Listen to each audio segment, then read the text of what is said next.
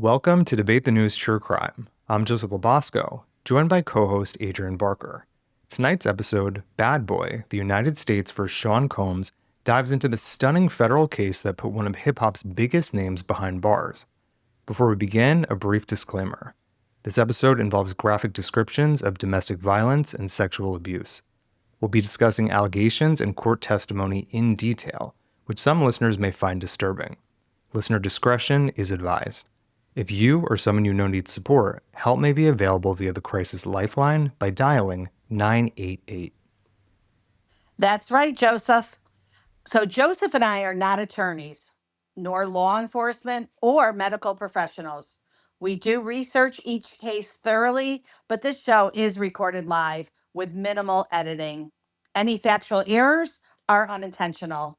Any individuals, businesses, or organizations mentioned in this episode are presumed innocent until proven guilty. The opinions of our guests, we are live on Chatter Social, and our audience members are their own and do not necessarily reflect the views of myself, Joseph, or Debate the News.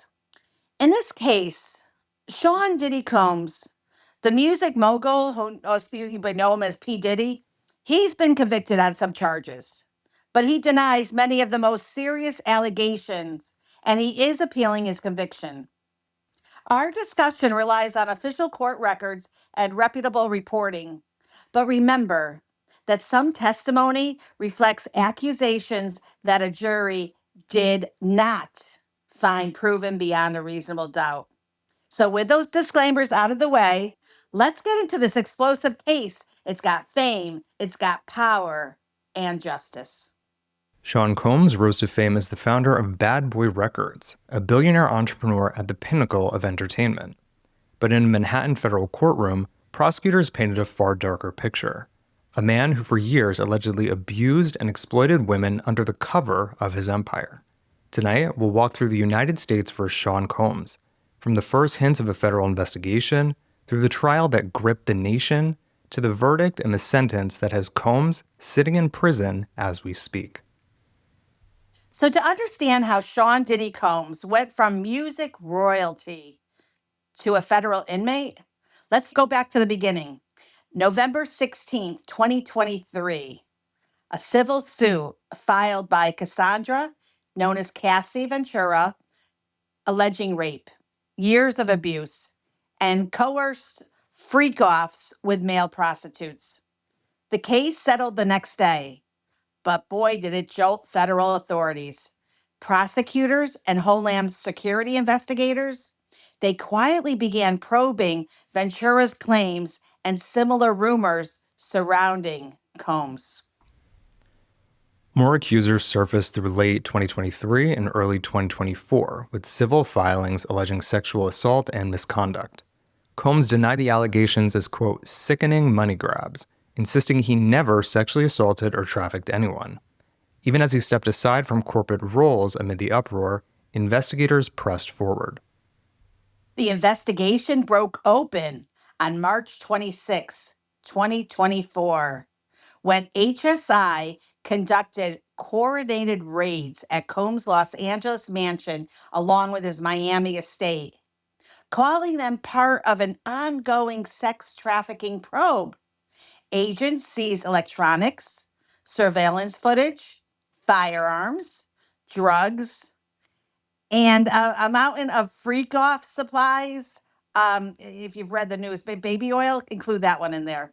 Crucially, they obtained 2016 hotel video from Los Angeles appearing to show Combs grabbing and dragging Ventura, an incident a hotel security guard later testified about, including Combs allegedly trying to bribe the security guard with cash. After months of grand jury work, on September 7, 2024, the Southern District of New York unsealed a 3-count indictment. Count 1, racketeering conspiracy, RICO. From 2008 to 2024, Combs allegedly led an enterprise to facilitate sexual abuse with predicate acts including sex trafficking, forced labor, kidnapping, arson, bribery, and obstruction. Count 2, sex trafficking by force, fraud, or coercion. and count 3, transportation to engage in prostitution, the Mann Act. The most serious counts carried potential life sentences. The prosecutors described Combs directing frequent days-long freak-offs with paid male sex workers, coercing girlfriends to perform while he watched and recorded. Staff allegedly booked suites, procured drugs like ecstasy, cocaine, even ketamine, and rounded up the participants. And when the woman resisted, Combs allegedly responded with violence, then followed by hush money or threats to release recordings. The U.S. attorney urged other victims to come forward. Combs pleaded not guilty. Bail was denied, and he was detained at Brooklyn's MDC pending trial. Judges found a serious risk of witness tampering. Prosecutors said Combs misused jail communications, paid inmates for illicit phone access, and coordinated social media messaging, including a birthday push to influence public opinion and potential jurors. A third bail bid was denied in late November 2024. The court cited, quote, compelling evidence of violence and meddling.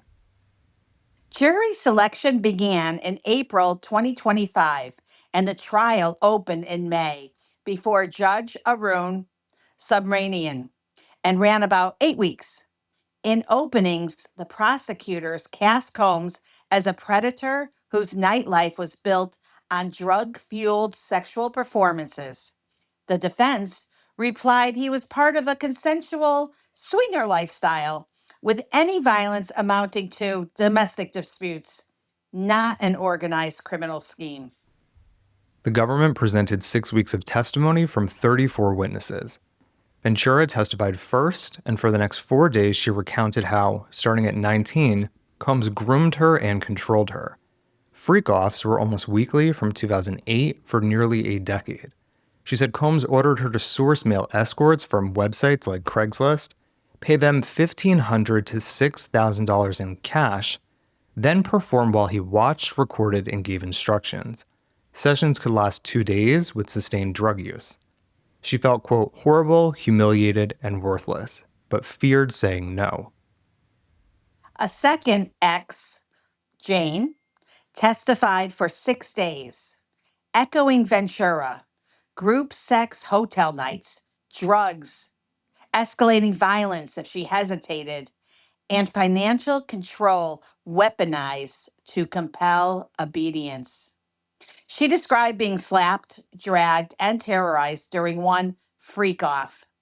Daniel Phillip, a male escort, corroborated details: payments up to $6,000 per session with Ventura.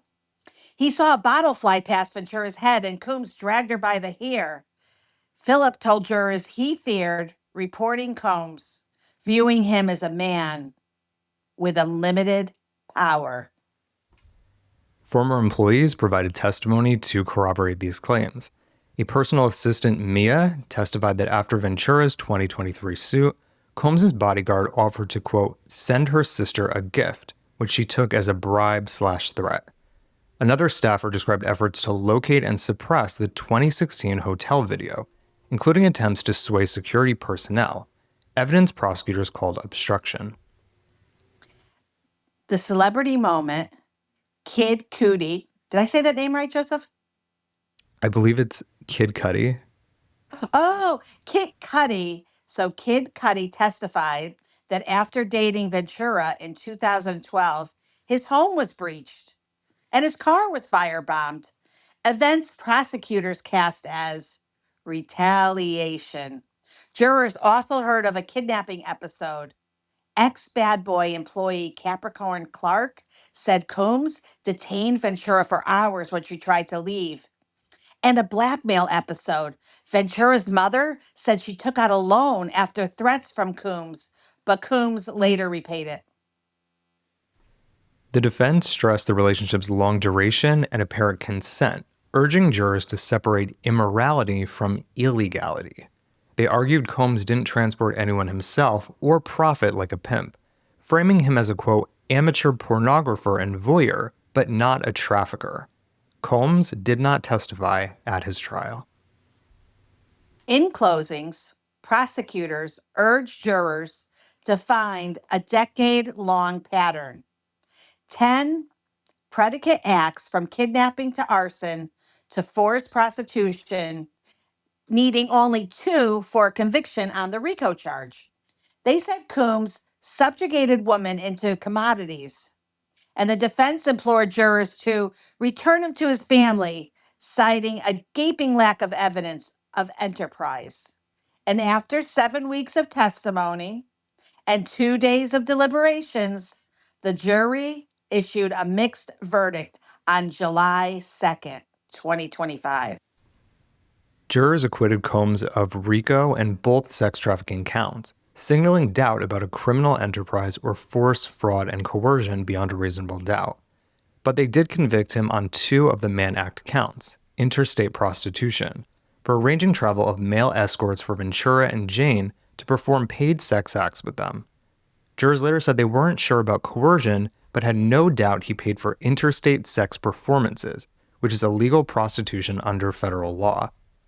The Mann Act counts carry up to 10 years each, far less than the potential life on the trafficking charges.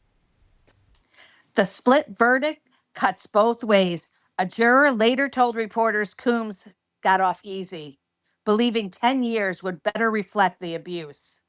Still, the defense declared victory on the headline counts, while Coombs remained detained pending sentencing. Post-trial, the defense moved to overturn or retry. On September 30th, 2025, Judge Samarian denied the motions, writing the, quote, "Government proved its case many times over," end quote, with overwhelming evidence of interstate paid sex. He rejected the notion that this wasn't prostitution because Combs didn't profit, noting it was enough that Combs intended escorts to be paid. Sentencing memos drew a stark contrast. Prosecutors sought roughly 11 years, citing years of violence and psychological harm. The defense counsel argued he had been punished enough, pointing to over a year in jail, career collapse, philanthropy, and his role as a father. They played a biography video. I know I said that wrong. Combs' 18-year-old twin daughters fearfully asked the court to let their father come home. On October 3rd, 2025, Combs appeared for sentencing in tan prison scrubs. Judge Samarian rejected the, quote, "consensual debauchery framing." He said, quote, "This was subjugation and it drove both Miss Ventura and Jane to thoughts of ending their lives." Though the jury had acquitted on force, the judge weighed the years of harm in fashioning a just sentence. He imposed 50 months in prison, 5 years supervised release, and a $500,000 fine, with credit for roughly 12 months already served at MDC. With standard credits, the BOP lists a projected release date of May 8th, 2028. Before marshals led him away, P. Diddy Combs apologized to Ventura and Jane. "I've been humbled and broken to my core. I know I'll never put my hands on another person again," he said. Outside, his lawyers attacked the ruling. Mark Agnifilio accused the judge of acting like a 13th juror, arguing the sentence rested on conduct the jury rejected and insisting everything was consensual, everything was adult. Combs appealed on October 20th, 2025. The Second Circuit granted an expedited schedule with oral arguments set for April of 2026. Issues likely include whether the court improperly considered acquitted conduct and whether the Mann Act was correctly applied to conduct the defense frames as private, non-commercial acts. Shortly after sentencing, Combs was transferred from MDC Brooklyn to FCI Fort Dix in New Jersey, which his lawyers requested for rehabilitation programs and improved conditions. He marked his 56th birthday inside the walls of a prison cell. For now, United States v. Sean Combs stands as a rare federal case where a music mogul was held criminally accountable via 2 Mann Act convictions, even as a jury acquitted on the most explosive charges. Joseph, first of all, let's just say welcome to everyone at Chatter Social. And again, if you're listening, why don't you go to Chatter Social and download it. All right. So the big question is, Joseph, did the jury even get it right? I'd love to hear everyone's thoughts on that. I don't think they got it right, but I think they were confused. Having read the jury instructions that were online for this case, I don't think that the jury fully understood the racketeering portion. That's why I think they didn't get it right. Yeah. So we actually watched this case together right here on Chatter. And I have to say that in watching it and hearing all the testimonies and everything, I honestly, if I was on that jury, the only thing I don't think that they completely proved was the RICO part of it. But as far as the rest of it goes, I felt he was guilty on all the other charges. The RICO was a little bit of a stretch, but yeah, I think they got it wrong for sure. Interesting. Joseph, what do you think? So I actually disagree with Debbie. I think that, to Shauna's point, I think maybe they didn't understand it because to me, to get him on the RICO charges, to get a conviction, they really only needed to get 2 predicate acts, I believe, that happened within 10 years of each other, but they presented dozens of predicate acts, and I definitely felt like the prosecution proved that 2 of those acts happened in the furtherance of this alleged criminal enterprise. So I was actually very surprised that they did not convict him on the RICO. Yeah, so I don't see it the way you guys see it, right? Like, I kind of disagree with the notion that the jury didn't understand. They're fully well equipped before any case starts, right? That's number one. Number two, like Debbie said, we watched the case on Chatter. We didn't. We watched people comment on the case, and we read words that were transcribed in the instance on news feeds, right? There's a difference between, I don't know if anybody's ever been in the courtroom, like in a criminal case, and actually sat in front of a jury or sat in the audience watching what's happening. There's so much more than just the words.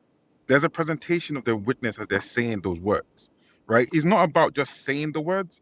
It's about convincing those 12 people that sit on that jury that you're telling the truth. And if the people that they put before the jury weren't able to do that, then the jury did its job.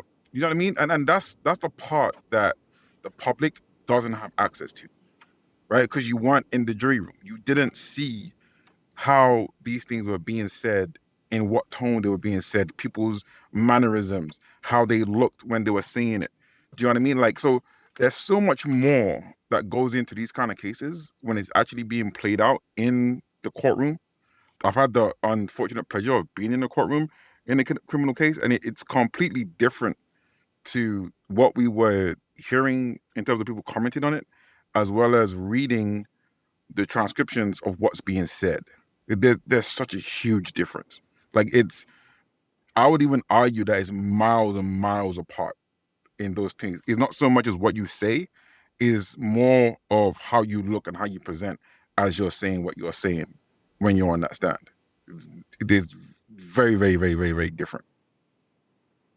That is a very good point. And yeah, I do say the confusion thing though, because in the early stages of the deliberation, the jury did send a note to the judge saying that they felt like maybe one juror couldn't proceed because they couldn't follow the instructions. So there did seem to be some indication internally that there was some confusion, but you're right. We weren't there and we don't know exactly what everyone was thinking.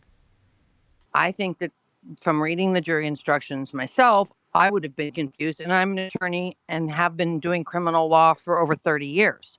So I was confused by the jury instruction. And because it wasn't as clear cut, that's why I think the jury had a hard time. I also think that based on the questions, and thanks for reminding me about that, Joseph, based on the questions that came out and the testimony they had reread and the fact they wanted to be done and they wanted to go home, they compromised finally with that one juror. And that's how we only got those 2 counts instead of all of them. Nope, they did not get it right at all. He should have been charged with a lot more. He did so many wicked things, but he got off with just 2 counts. Like, how could that be? That's crazy. In my opinion, he definitely should have been charged with more, and I don't support him. I think that what he did was incredibly disgusting, and I think if the prosecutors were trying to get him in something that they were not able to really demonstrate fully. So he cannot be charged with that. I'll say this. I think that he should have been acquitted on the charges that he was charged with. I think they overcharged him. It definitely wasn't a RICO case. They got a bit too ambitious, and so they overcharged him. I think they should have went to these state attorney general offices in New York, in California, and Florida, wherever, and had them charge him, okay, for the crimes that they can charge him for in those districts, in those states, and not try to get so ambitious. If they'd done that, I believe he would have got convicted of that and he'd have gotten a lot more time. I think that he was given too much time for the federal case for what they did get him for, because no one's in prison for that right now. It was sex trafficking, whatever, but for personal relationships, no one's in prison for that right now. He's the only person. That's all I gotta say.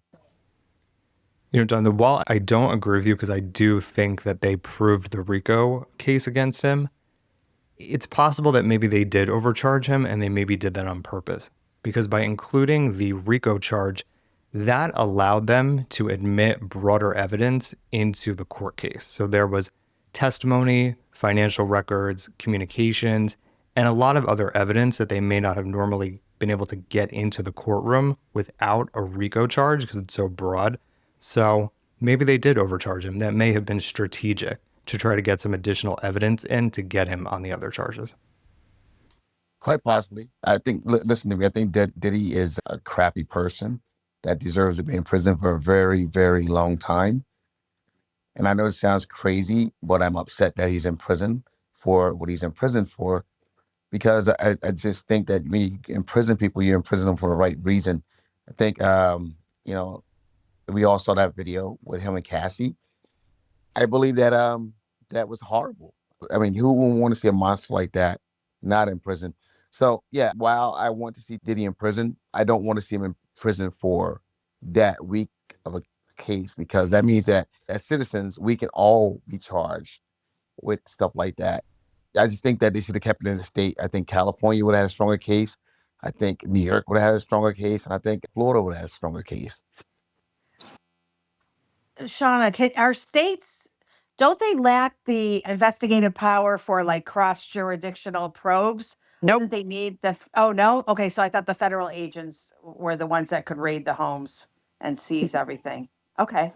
No, I mean, they can, but they can also have local police there, and you can also get a warrant. They could have gotten a warrant to search his homes in California. Okay. Yeah, it just depends on what it's for. All right, so let's talk about the sentence, okay? So some of us agree that the jury got it right. Some of us think they didn't.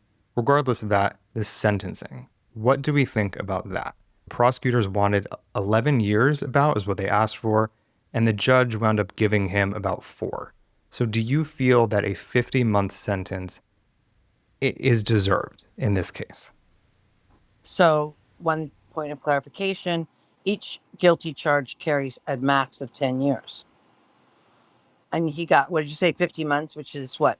Just a little bit more than 4 years? Are you sure he got credit for time served?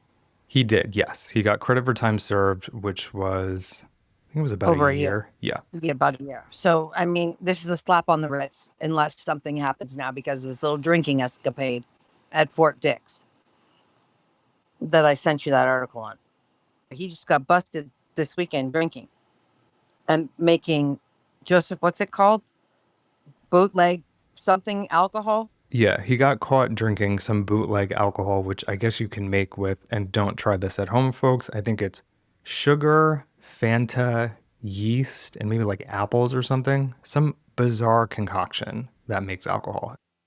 Wait, Joseph, on Orange is the New Black, it looks delicious. I mean, I guess if you're in prison, maybe that probably does sound delicious, but I don't think I'd partake in that if they offered that on the menu at my local bar. But because he has gotten caught and we are still waiting to hear the outcome of that, that will be a ding on his record. So that would show he's not being a model prisoner. So he may have to serve the remaining full 2 years as opposed to getting credit for good behavior. Especially since allegedly, he'd been sober and I guess he's not sober anymore.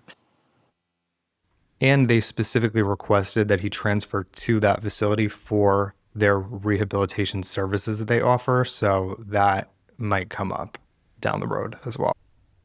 Fort Dix, from what I remember hearing, is not a bad federal prison. So he's kind of living the cushy life there. And I'm sure his notoriety is getting him well taken care of. So maybe another punishment would be sending him to somewhere not so nice. So we heard from Shauna. What about everyone else? What do you think about the sentencing? You think that was fair or no? I do not. I think that he should have gotten more time. I think that it's a slap in the face to everybody that was involved in the case as far as the victims go. And while I agreed with what Jonathan said about not being in jail for the right things, the fact that he's even in jail is good enough for me, but I don't think he got enough time because I feel that he was guilty of a lot more than he was found guilty for. Based on what we heard in the court testimony, there has definitely been abuse that has been ongoing. What does this verdict in this case tell us about the justice system holding powerful people accountable?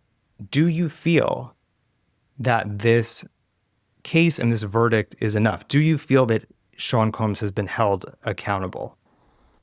Absolutely not. But you could compare. So R. Kelly's case and Sean Combs' case were in the same district, same prosecutors, same district. Look at the complete different outcome. You know, one person has got, 12 life sentences in federal prison, and the other person has potentially 2 years left on his sentence. The attorney Comey, not the father, the daughter, who has been a federal prosecutor forever, she did a great job in the Kelly case, but I think the Kelly case had so much more evidence. I think they rushed the Combs case. I think that they could have waited a little bit longer. She could have gotten a little bit more evidence.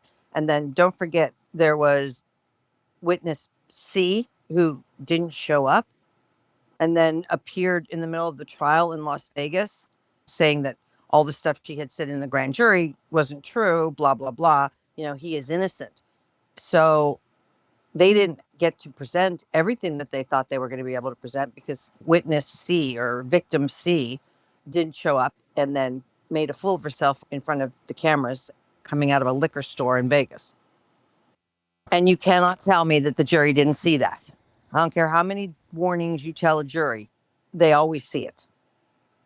Yeah, her not showing up was a big deal. Another question that a lot of people are asking is, what took so long? These allegations of abuse and these freak-offs have been going on for decades. This was kind of like almost a known thing. Why do you guys think it took so long for them to actually bring this case against him? When I look at this case personally, I think there was some kind of motivation behind it, whether political, powerful, anything like that. Not sure, but I do feel there was motivation. When I started looking into Diddy, I found out he's had a lot of accusations and a lot of them have been buried and put away. And honestly, I think the reason it took so long is one, people probably didn't believe the people that were coming forward and saying something until they found a way to gain something from it. And that's when they chose to go ahead and try to prosecute him to show a show of force or something along those lines. That's just my opinion on it.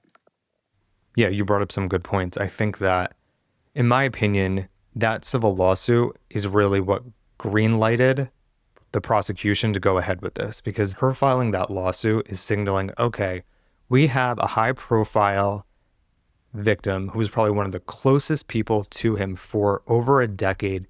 Okay, this is probably a witness that's willing to testify. And by putting it in the court record, that is basically revealing to the public that a lot of these rumors that we've been hearing over the years, this is someone going on the record saying, this is what happened. So I think that is what kicked this off. It's not that they didn't pick up on any of this activity. Maybe they just didn't have the testimony that they needed to move forward. And I think another layer to this also is that Cassie was one of Diddy's artists. So not only is she dating him, not only is he this wealthy, powerful person with all these connections and influence, he literally is her boss. And I would not be surprised if that was used against her, saying, I'm not going to release this album. I'm not going to support your music if you don't do X, Y, and Z. So she really was not just emotionally and physically tied to him. She was legally bound by a contract to his record label. And I think that adds another layer to it. Yeah, I feel like some of the tactics that Diddy used against Cassie was promising, oh, we're going to produce this great album. We're going to release these songs. You're going to be big. And he held that over her to the point where he just continued abusing her. And that kept her there. But there was no proof of the work that she was supposed to be doing with him at all. So we are going to start closing out soon. This has been a truly eye-opening episode of Debate the News True Crime. The saga of Sean Diddy Combs, from hip-hop icon to federal prisoner, forces us to confront some uncomfortable truths. We've seen how wealth and celebrity can facilitate horrific abuse behind closed doors, and how long it can take for survivors to finally see a measure of justice. Adrienne, this case also highlights the nuances of the legal system.